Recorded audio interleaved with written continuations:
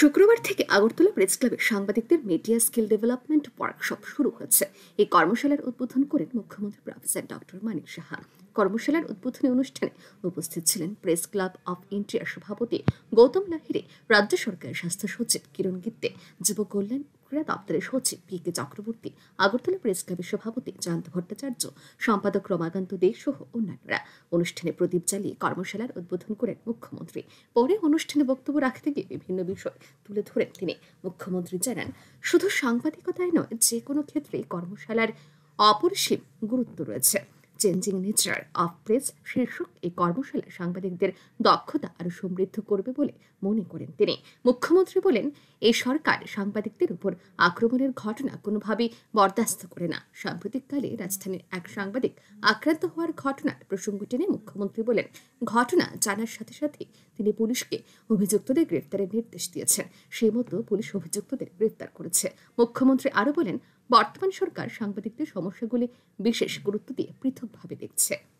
বিভিন্ন কমিটি করেছি, আরো বিভিন্ন ছোট ছোট যেসব কমিটিগুলো আছে সেগুলো এর মধ্যে আমরা করে নেব। আমরা চাই যাতে একটা ডিফারেন্স।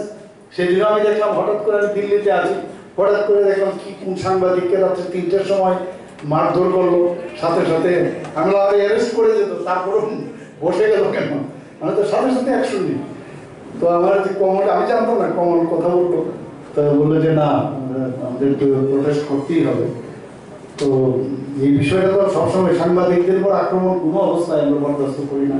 আপনারা দেখবেন এখন পর্যন্ত যতদিন ধরে মানে আমরা এসেছি, ততদিন ধরে কিন্তু যে কোনো জায়গায় সাংবাদিকের সমস্যা হয়েছে, এটা আলাদা চোখে আমরা দেখি, স্পেশাল। এবং তবেই তো ফ্রিলি কাজ করতে পারে। এবং আমার নিজেরও আলোচনা করতে হবে যে এই ধরনের যাতে আক্রমণ যদি অন্যায়ভাবে করে থাকে সেটার বিচার হবে, কিন্তু নিজে যাতে ইনভাইট না করে সেই দিকে একটু চেষ্টা করতে হবে। সবাইকে অসংখ্য ধন্যবাদ। কর্মশালার উদ্বোধনী অনুষ্ঠানে বক্তব্য রাখেন আগরতলা প্রেস ক্লাবের সভাপতি জয়ন্ত ভট্টাচার্য সহ অন্যান্যরা।